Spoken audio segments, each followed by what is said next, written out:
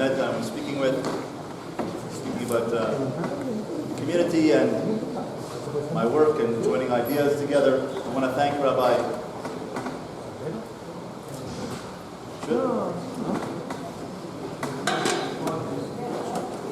Rabbi Nuki Roberts, a good friend of mine for many years. We spoke about many inyanim together over the phone. And the person who has organized this event and my joining to the community to meet the community and to share some ideas with you is my good friend Jan Delgado, who has brought me in to do this speaking engagement and to learn with you and to work together. And I'm very honored to be here, Jan, and to have our friendship now in person over many years to be together and to learn some Torah together. We look forward tomorrow night to the Hachnasat Sefer Torah. I hope everyone's going to come and join us tomorrow night to celebrate the Hachnasat Sefer Torah in memory of Jan's father, Zichrono Libracha. So the first topic tonight, 9 o'clock to 10 o'clock, is going to be about emotional support. How we can develop emotional support in marriage. The second topic at 10 o'clock will be emotional support for teenagers, how to talk to teenagers, how to motivate teenagers, and how to keep them motivated and excited about life and about Yiddishkeit and Judaism. I first got interested in the topic of emotional support when I was married for 2 months, and my wife asked me to go to the store, the shops, to get a list of about 50 items. And I wanted to do it very well. So I got 2 of everything. And I asked exactly where everything was. It took me 2.5 hours. Normally my wife would go, it would take her about 20 minutes. It took me 2.5 hours to go to buy these things on her list. And I have to bring a receipt and she has to check it off and make sure that everything is there.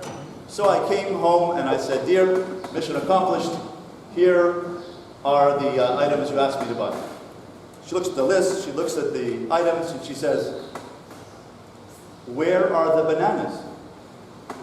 I said, "I just spent 2.5 hours laboring to find exactly 2 of everything, and all you can say is, 'Where are the bananas?'"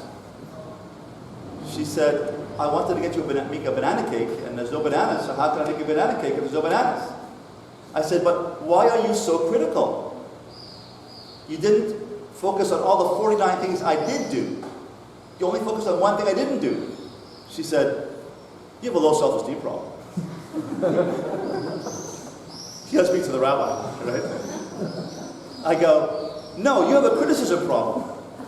Your problem is that you're too critical. And you focus on the negatives and not the positives." So I went to the Rav, and the Rav said, "You have a self-esteem problem." And I couldn't believe it. I thought for sure the Rav was going to say that she's too critical. But it turned out that I have low self-esteem. If I had good self-esteem, if I liked myself, then my spouse would like me too. So I wrote this book called "Like Myself and Your Spouse Will Too." Because I realized that unless I have good self-esteem, unless I feel good about myself, then I cannot engage in an emotionally healthy relationship with my spouse. If she says to me, "Take out the garbage, the rubbish," and I say, "I forgot," and she says, "Why didn't you take out the rubbish?" And I say, "I forgot." She said, you have to be more responsible." So how can you be so critical of me? If I felt good about myself, I'd be able to say, "I'm a good husband, I'm a good father, I'm a good person. I forgot to take out the garbage. Okay, so I'll fix it tomorrow." But if I don't have good self-esteem, and I feel deflated and criticized and hurt by her comments, then I'm going to say, "Yeah, but you didn't finish the laundry yesterday, and I had to go to work without proper socks in it. Yeah, but you didn't say Good Shabbos to my mother on Erev Shabbos. Yeah, but you, 13 years ago, didn't."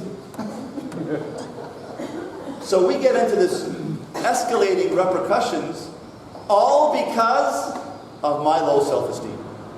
The key to marriage success is to feel good about yourself.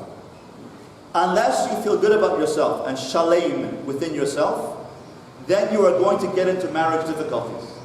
Because you're going to take everything as an insult, and then I am going to then take digs or pot shots, as you say in America. How do you say that in same thing. Take pot shots and digs at my wife. Yeah, you didn't do this, you didn't do that. So one of the key messages in marriage success is to work on one's own self-esteem. Therefore, you can use the word I feel. I feel upset. I feel sad. I feel distant from you. I feel hurt. I feel disappointed. If I say that, I feel hurt, then my spouse will say, oh, I'm sorry you feel that way. How can I help you? But if I use the usual words I use, which escalate argument because I have low self-esteem, I will say, you did not do this right, and you hurt my feelings, and you criticize, and you don't focus on the good. If I say you, then it automatically puts the other person in a defensive position.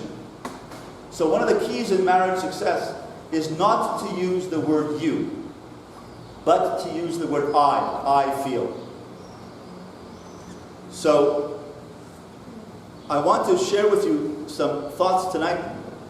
So an interactive exercise. So we have some dialogues here of how we can relate to each other, how spouses can talk to each other. The examples in this exercise, the handout that I've given you here, are examples of parents and children. But I found that the exact same emotional support applies to spouses.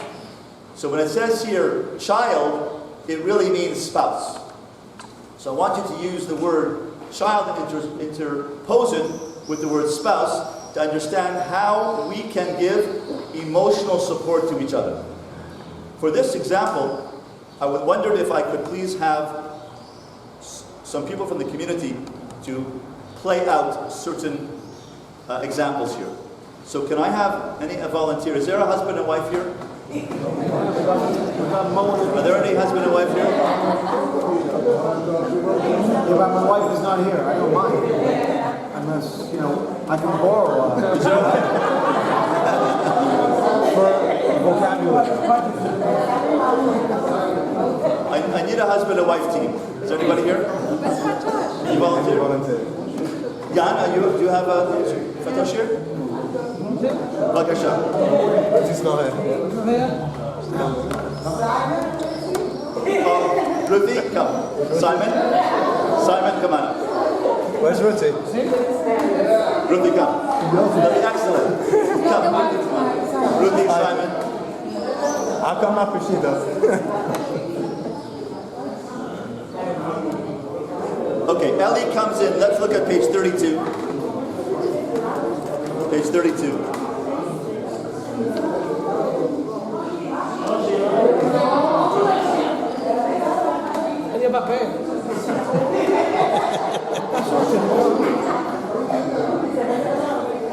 Page 32 on the right side, number 1. You see the number 1 note? It says number 1. Ellie comes in after school looking sad and dejected. What's wrong, sweetheart? Asks Mom. Nobody likes me, replies her son. What do you mean, demands Mom. Everybody likes you. Daddy likes you, Leah likes you, Sarah likes you, Nassan likes you, and Daddy and I like you most of all. Poor Mom, she can't tolerate Ellie's negative feelings. Without even recognizing her own fear and panic, she tries urgently to talk him out of his feelings. This is not emotional support. Talking somebody out of their feelings and saying, don't worry about it, it's okay, reassuring them, it'll be all right, it'll turn out good, don't worry.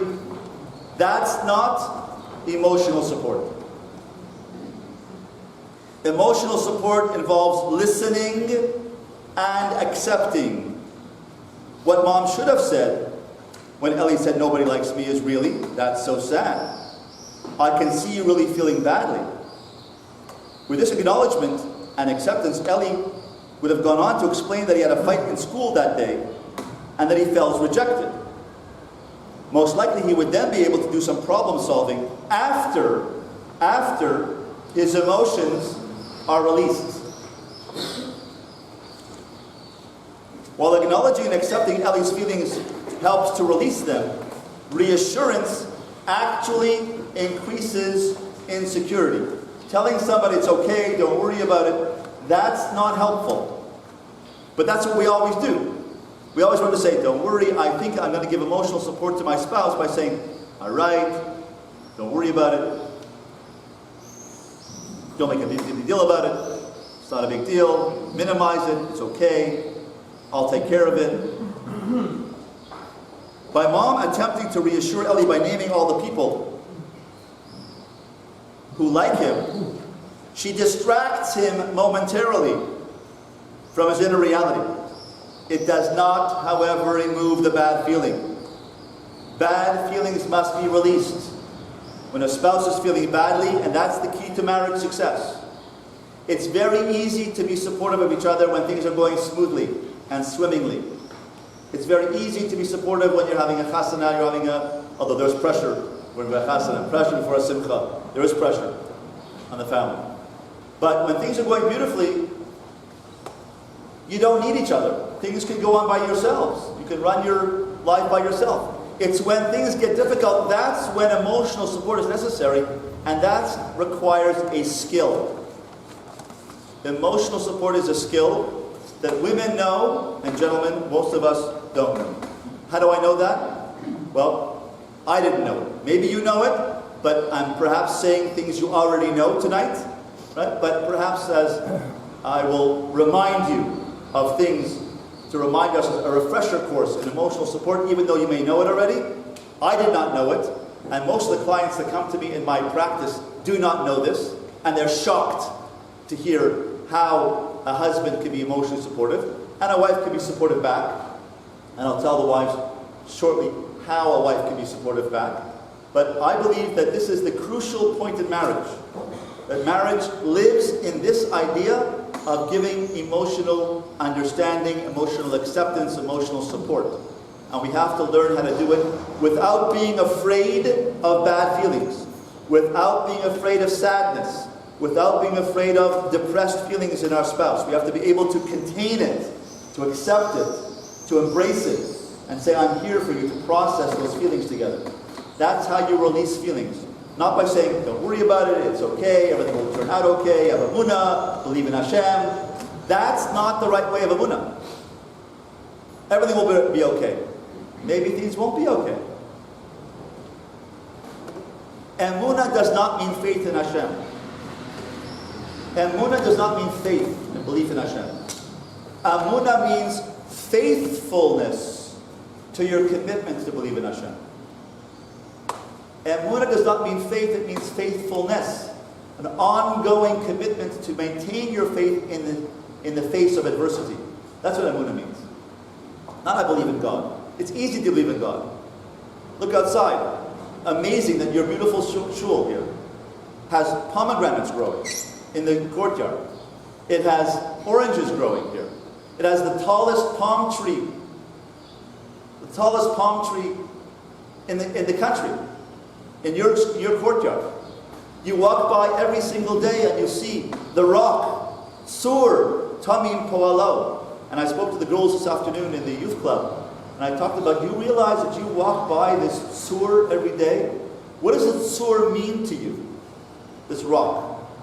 So one girl said, the Sur means he's the foundation. Hashem is the foundation, the rock of everything. I said, beautiful. That's your foundation of Emunah. Another girl said, well, Sur means I can lean on Hashem. Because he's the rock. So I can lean on Hashem. Another girl said, Sur means Sayar. He is the artist. He is the artist of all colors, the artist of all nature. So when you have the rock of Gibraltar, you have a Sur. You have a Sur to rely upon. He's the foundation of everything. He's the person, he's the one to lean on when things get difficult. He is the Sayar. Of course you believe in God. And when one believes belief in God, it's easy to believe in God. You just look around here. You live in a place of emunah, of the idea of belief in God. Easy to see this most beautiful, beautiful country. To inspire us to believe in Hashem. We couldn't create this. But to have ongoing emunah, faithfulness to the commitment to believe in Hashem in spite of adversity, that requires emotional support from your spouse. And that's what we're going to be doing here tonight by learning it about children and learning about ourselves. Look at the middle of the paragraph on page 33. Bad feelings must be released, not covered over. When covered over with reassurance, the bad feeling is suppressed, stuffed deeper down into the personality. The clue to this syndrome is hearing yourself say, no matter how often I reassure her, she keeps coming back with the same concerns. Reassurance itself reinforces insecurity.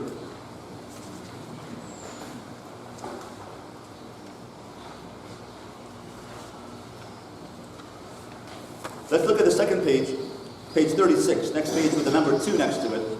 And now, Simon, please come up. Simon, come over here. Now, I could play Ruti, but I think Ruti could play a better Ruti than Simon, than me. Ruti, come on. Come, yes, Ruti, come on. I think it's a very, very interesting. Doesn't like going on. It's fine. Just play. Okay. And I appreciate your help and your bravery. Okay.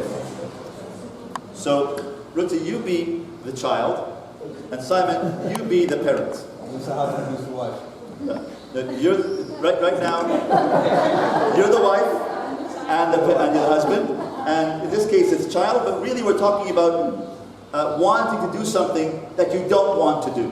How do you convince someone to do something? This is swimming lessons. Go ahead. So I'm so confused. You be the child. You be the child. And you be the parent. I'm not going.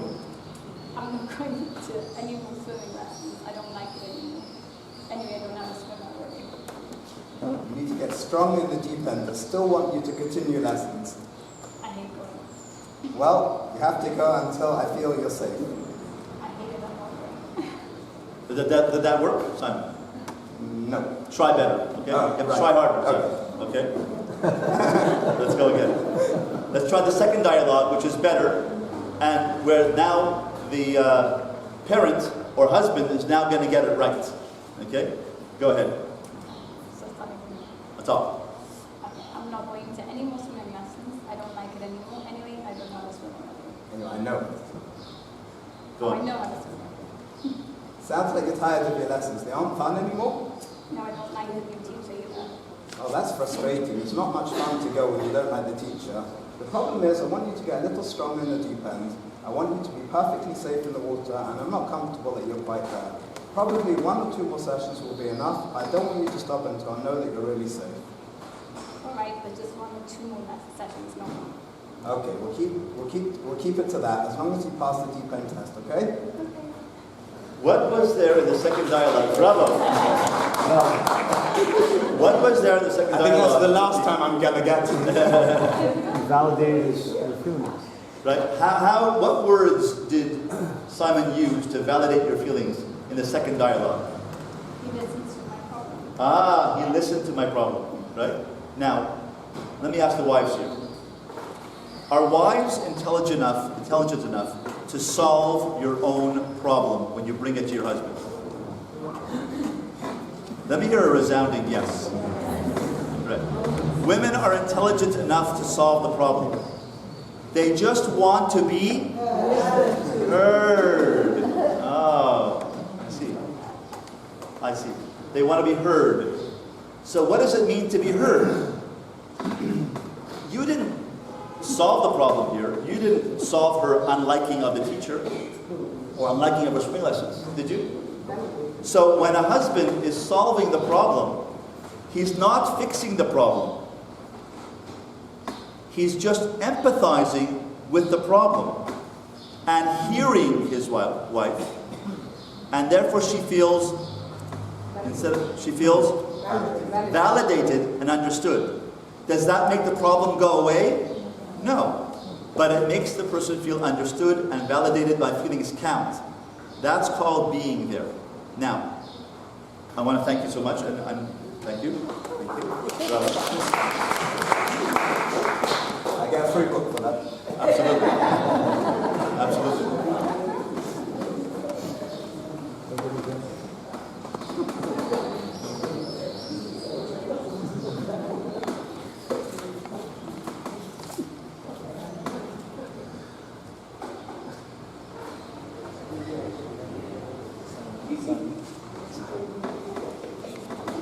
Page 37 on the right side.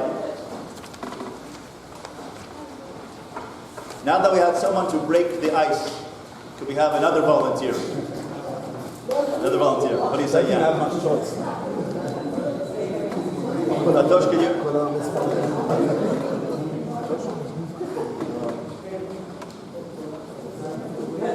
Noki, is your wife? Rabbi Noki, is your wife here? Oh, lovely. Thank you so much, Rabbi, and this is my here. So now, this time, you be the child. Easy. And that's it. And mom, you be the parent. So, so page 37, right side, top of the page. Why does Becky get to go out with you and I never get to go? It's not fair. I'm just taking Becky to get some shoes. We'll be back very soon. But I want shoes. You never get me any shoes. That's not true. I get you shoes when you need shoes. Right now, Becky needs shoes. I would run away now and slam the door if I could. Yes. Excellent. Now that didn't work because you're arguing the facts. Let's change to discussing emotions and feelings. Go ahead. Why does Becky get to go out with you and I never get to go? It's not fair. You don't like that Becky's coming with me and you have to stay home right now? You feel that it isn't fair? You want to come too? You're upset with Mommy? Yes. Why can't I come? I want to come too. Yes, you really want to come. I see that. And I like the company too. It's just that Becky needs to get some shoes and it's hard for me to get her shoes and look after you at the same time. I know it's disappointing for you to not be able to come. What if I bring you back some bubble gum from the candy store? Would that help at all? No. I want to come with you. You never get me any shoes. Oh, you just want to come? Bubble gum won't help and Mommy never gets you shoes? She only looks after Becky? That's sad. Yes. Yes. What kind of gum? I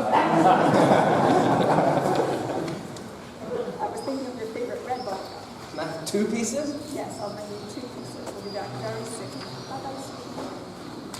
So what happened here? Read on, Rabbi Noki. I have to read. When feelings are accepted, that's sad, they clear, they leave the system and vanish.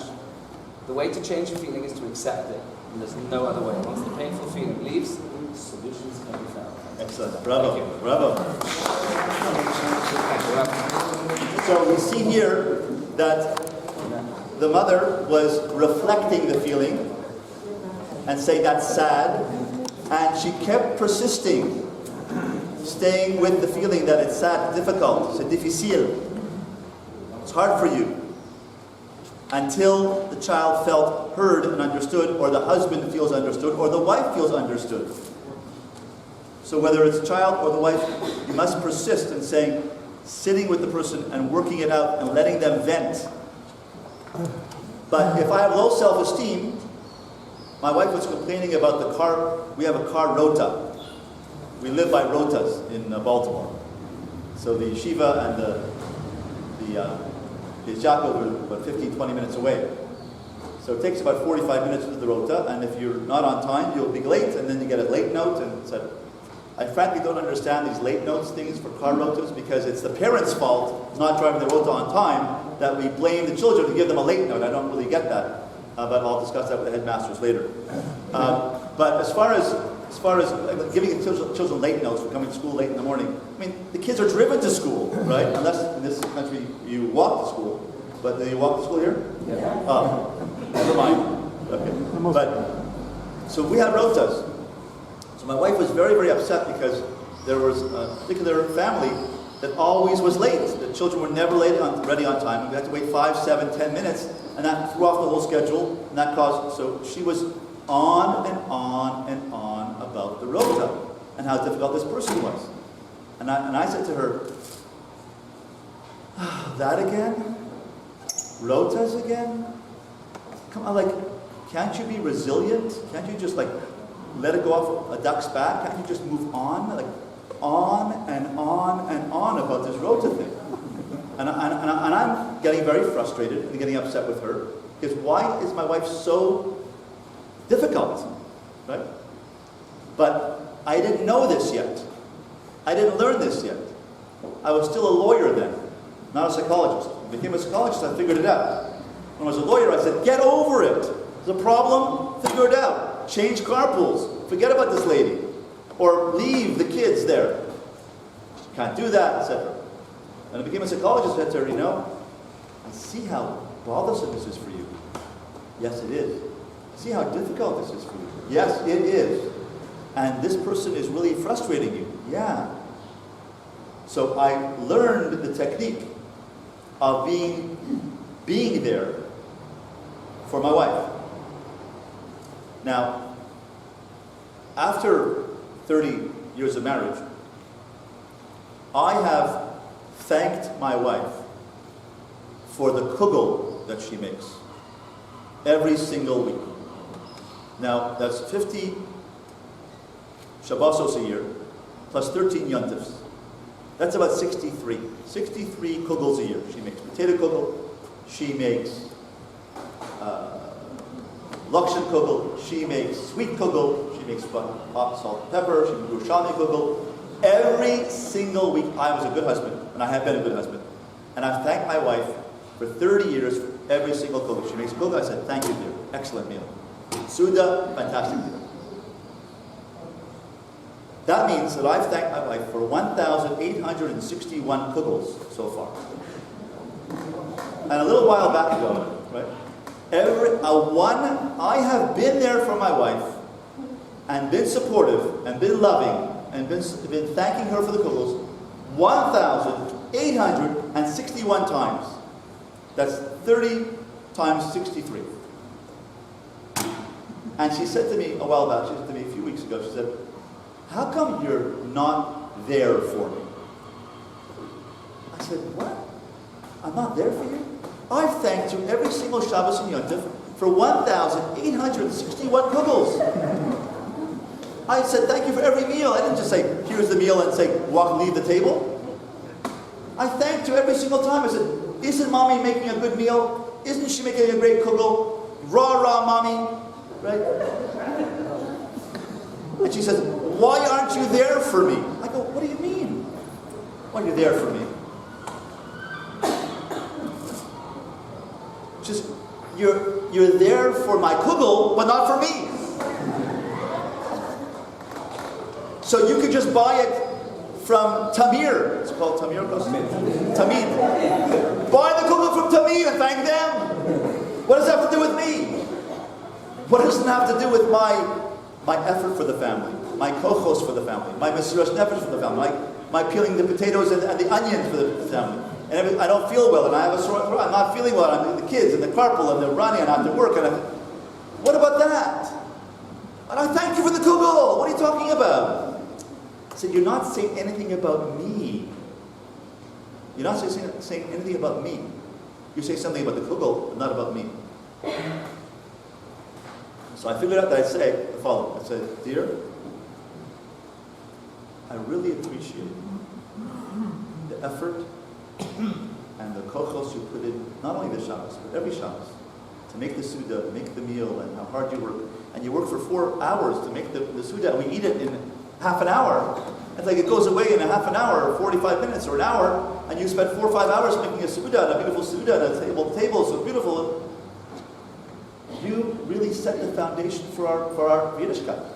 You set the foundation, you put all the effort in to make the Gashmias so that we can have Ruchnias. And I taste the Ruchnias in the Gashmias. I taste the love you put in the kugel.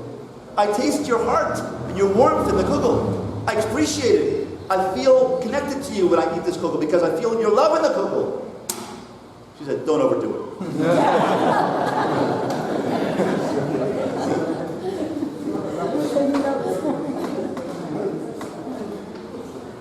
But that's the idea. We have to tell our spouse, gentlemen, our spouse, what they are and what they do for us. Not the kugel, I thank them for the meal. Great meal, mommy. That's not emotional connection, but understanding their personality. So this afternoon, in my workshop at the youth club, I spoke about the idea of the wheel of strengths. That there is a circle of strengths. And if you imagine a circle of 6 strengths: intellect, social skills, midos or personality, spirituality, family background, family contribution, and personal growth. If I use that wheel of strengths and I say, you know, you're a good problem solver here, and you have good social skills, and the way you took care of our children today was very, very special, the way you interacted and solved our problem. Your midah of chesed and warmth really has inspired my life. That's under midos. Spirituality. We say brachos. You don't daven everything. You have brachos in the morning. It sets the tone. I hear it out loud. It sets the tone for our mishpacha, our family. And the way you go and you do chesed for that lady who has muscular dystrophy, once a week and help her, you really, if we talk about the personality of our spouse and what the kochos that they do, not of what the outcome, not the result, but the process, not focusing on the result of you did a good carpool, you made a good meal, but what you are, then I'm going to get emotionally connected to her and to my spouse. I'm going to appreciate the value of the person, the personality, the midos, who she is. That's called being there for her. Being there for the person, not being there for the fact that she helped me. And she used to say to me, because of my low self-esteem, she used to say, you know, I did 16 errands today. I said, you think that's something? I did 17 errands today. I had to drop here, I had to go there, and I had to go to pick up the flowers for the kids, and I had to do the carpet. She said, I did this and did this and this. So we turned it into a competition. Right? I didn't get anywhere. You think, I thought it was a competition between me and my wife. You did 16 things, I did 17. I did 18, I did 14. You did 13. I figured out after a while that when she says I did 16 things, I switch it up and I go, wow, you did all that for us? You ran around to do all the shopping and the caring, and you visited the hospital, and you took care of the carpool, you spoke to the teacher, you spoke to and you took care of the bill. You did so much. Instead of talking about myself, I was trying to be there and understand her. Instead of focusing on myself that I did 16, you did 17. It's trying to be there and understanding my spouse and being there for her.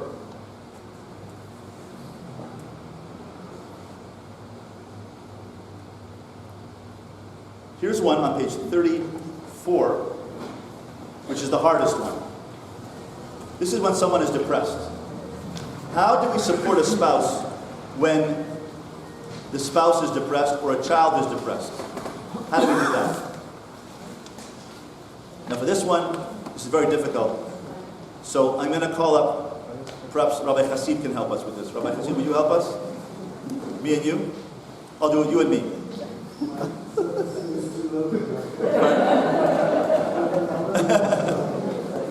Because I think that only the Rav of the community can handle this particular dialogue, and I'm going to do it with you, me and you. No. So I'll be the kid, and you be Rabbi, you be the parent, or this could be a spouse as well. Okay? I'll be the child, and you can be the parent. This is the most difficult conversation we can ever have with a child or a spouse. But we have to be able to go all the way here to be able to understand what is the depth of emotional support. I can't stand life. I want to end it all. You sound incredibly discouraged. What's going on? Nothing. That's the problem. Nothing's happening in my life. There's no point in living. There's no point in living. That sounds so empty. It's like you're in a dark tunnel or something. Black. Everything's black. Black. It's no use. I'll never get what I want anyway. What's the point in trying? I see. It feels like nothing will work, so why try? Why not just give up? Well, I can't see any other way. Yeah, I see how hopeless you're feeling right now. So what should I do? You don't want to see a counselor, someone who would help you sort it out? Maybe. I'll look into it for you and let you know what I find. Now, how did you feel, Rabbi, when I was saying this? Were you scared of a child's feelings or a spouse saying this? Because depression is a reality. It happens, right? Sadness is, it could be by an event that happens. It could be a loss of a loved one. Lo aleinu. It could be, that does happen. It could be loss of a job. It could be a challenge, an illness. And it says, I want to give up, right? So, when I was saying that, were you scared of my feelings? It is very scary. It's very scary. I've not had anything like this in my experience. Right. I've had it in my practice many times. I've sent people to hospital, I've kept people on the phone, I've kept people called 911, called emergency services, I've gone over to their house. But this is something which, and it happens with teenagers as well, like I want to give up. And what did the parents do? You, in this case, what you did was you didn't say, don't say that, chas v'shalom, don't say the D word, no, don't go there, we don't talk that way. That's not validating feelings. Validating feelings means being there. And as the parent goes down with the child, all the way down to, I guess you're feeling hopeless, what happens then at the end? What happens in the end? But now that I can validate, yes, you agree with me, now we can work together. Right. What should I do? When I agree, then the child will say, when the parent agrees with me, then I say, what should I do about this? Let's go to problem solving. But we can't go to problem solving right away. And that's what we do, men. We are problem solvers. Men are fix-it people. We fix the problem. Women are processors. And therefore they process the feeling, and we have to go there with them and help them process it. Same thing with children. Process the feeling until they go, watch, this is what they do. They go, when you hear a spouse or a child go, breathe like that, that's called emotional closure. Where I close the chapter, I go, and now I can move on to problem solving. But we need to get to that place where I get to my spouse to say, like this, and close the chapter to be able to move on to solving the issue. Let's get a counselor. Let's work it out together. But thank you for going all that way with me, Rabbi. Thank you so much.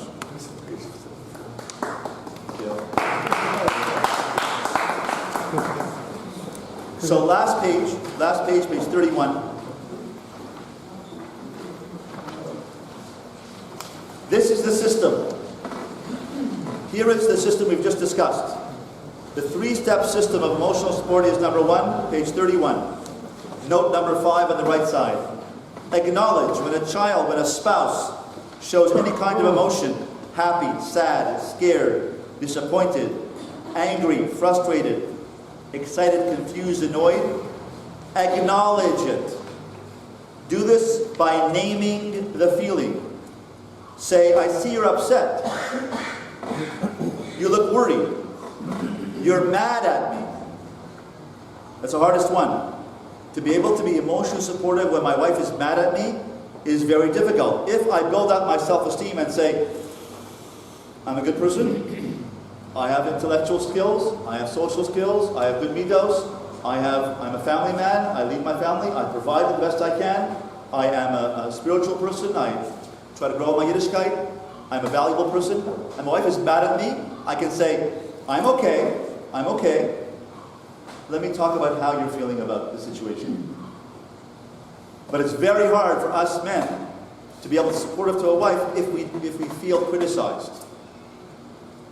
So one of the things which is really important to try to do is zero criticism.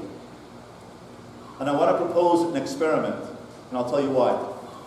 When I was in Los Angeles for a Shabbaton a number of years ago, after I spoke about self-esteem, my wife asked me, you're going to Gibraltar, what are you speaking on? I said, Julie, I only speak about one thing. Self-esteem, that's all I speak about, right? She says, oh yeah, I forgot, right? Yeah. How could you forget, you know, right? I speak about one thing.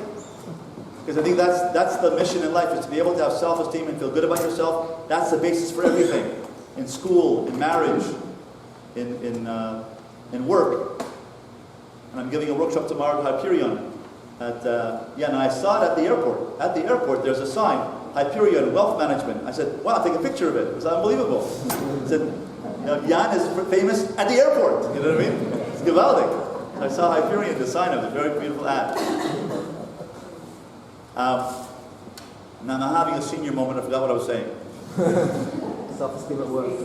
Yeah, self-esteem at work. Right. The experiment that... Oh, so the experiment is this. So, this couple in LA, this man came up to me after the Shabbos Kiddush and said, he was in his 50s, and he said, I said, how many kids do you have? He says, 4 kids. I said, and my youngest there's twins over there. They're about 5 and 6. So he says, I guess you're wondering why my kids are so young and I got gray hair and I'm older, right? I said, no, I wasn't wondering, but you can tell me if you want to, you know. I guess he wanted to tell me, right? So he says, 13 years ago, my wife and I went to see a mekubal in Yisroel because we didn't have children. Now we have, in the past few years, we have 4 children and twins, but 13 years ago we had no children. And I went to the mekubal, and I walked into the room of the mekubal, and he said the following. He said, before we said anything, I know why you're here, and I'm not going to give you a bracha for children. Because if you continue to criticize your wife, said to him, right, I will not give you a bracha to bring children into the world where there was criticism in the house. At that second, the man said to me, at that second, when he said that, I vowed not to criticize my wife ever again. 1 year later, we had our first child. Didn't have children for 12 years. And then they had children because he said, I'm not going to criticize my wife anymore. And then they had later twins, they're 5, 6 years old. Because he promised he wouldn't criticize his wife. And that applies to women as well, right? There has to be a zero tolerance about criticism. Why? Simply doesn't work.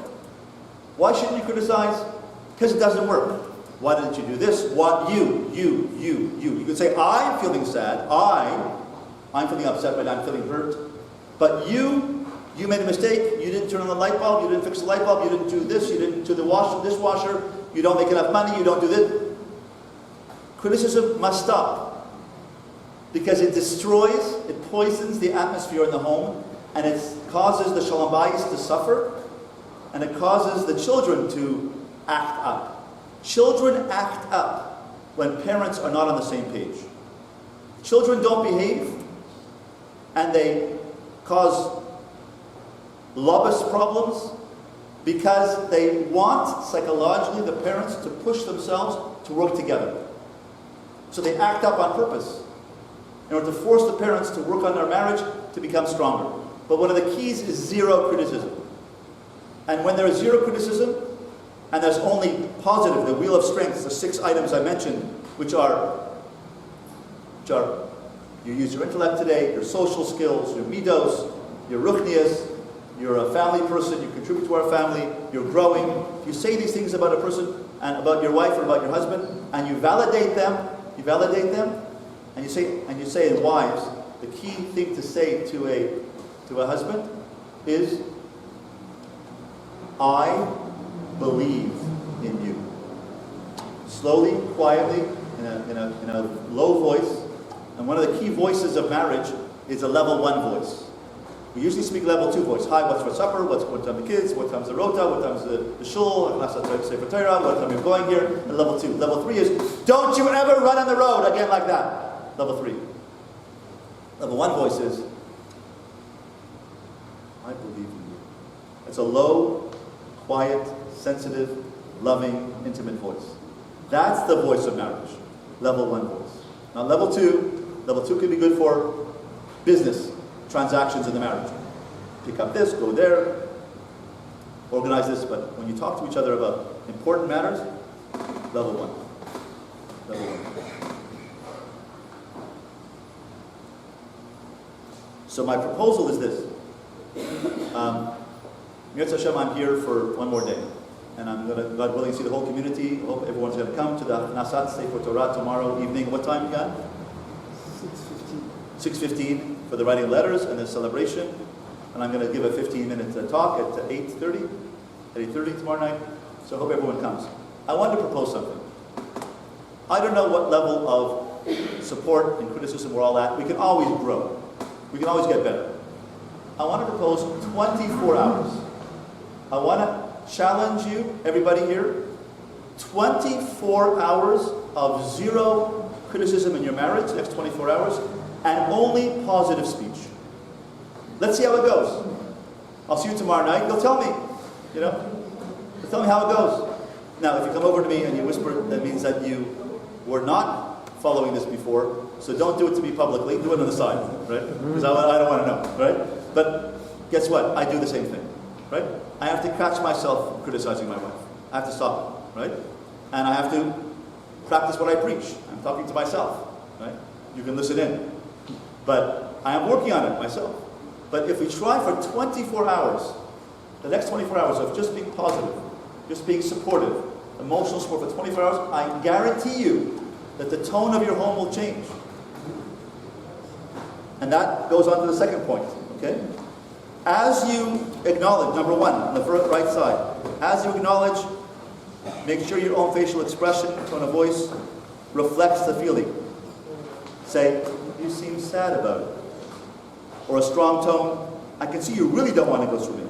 Use the same tone to acknowledge the feeling. Number two, accept it. Rather than argue with or correct or change the spouse's feeling, accept it. You don't want pizza tonight? I understand. It's different than, why don't you want pizza tonight? You love pizza.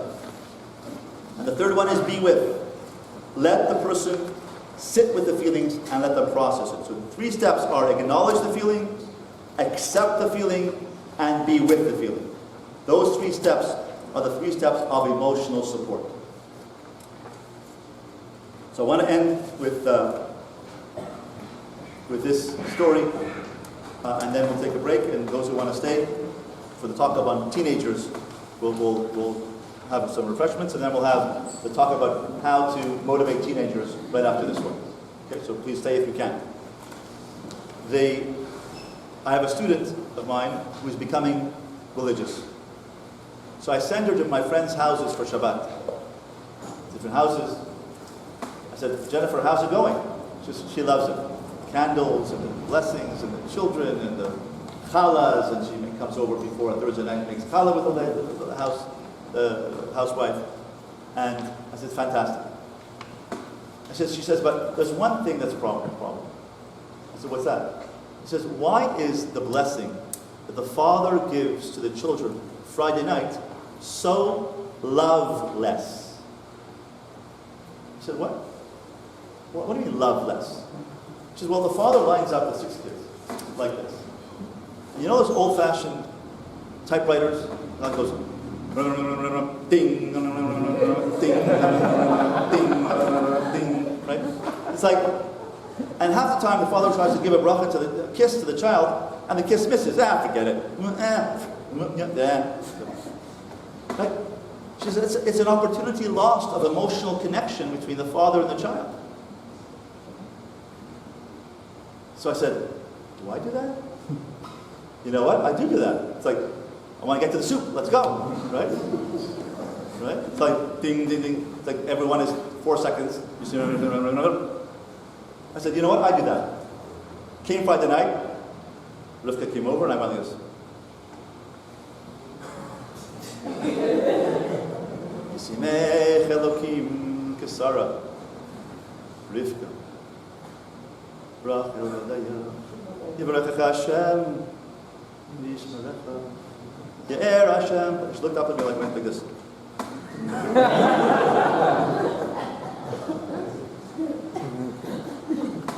I finished the bracha, and then I took her around like this, and I gave her a whisper. I said, you are such a kind person. You bring us so much chesed into our house, such love. I really appreciate who you are. So my son said, I heard that. I said, don't worry, you're next. Come over here. Simcha Elokim Chefraim then I became a hug. A hug. Fathers gave a hug. Children need their father's hugs. Rabosan. And our spouse needs an emotional hug. And we say, with a tone of one voice, I said to my children, I said to my son, even though you were working and learning this week, but you called your mother and made her feel so happy that you were thinking about her, and that you, at Shabbos table, Shabbos off, you helped clear the Shabbos table and help out, you're a balanced person. Not only Torah, but also balanced in your midos, and I'm very proud of you. Thank you. Thank you. Like, I'm trying to tell them, that's a job of a parent, is to tell your child who they are. And the job of a spouse is to tell your spouse who they are. We can't see ourselves. We're nogeh badavar. And therefore our job is to reflect back, as we've been doing in these exercises, reflect back and tell your spouse who they are. Give them positive feedback that's cut out for 24 hours. Zero criticism, zero negativity, positive feedback. Tell our spouse who they are, what you value about them, what you hold of them, what you like about them, how you appreciate them. 24 hours. And then tomorrow night, God willing, when we makabel the Torah, when we makabel the Sefer Torah tomorrow night, right, Erev Shavuos, when we were makabel the Sefer Torah again, there'll be the kabbalah Torah out of love, out of emotional value, of emotional support.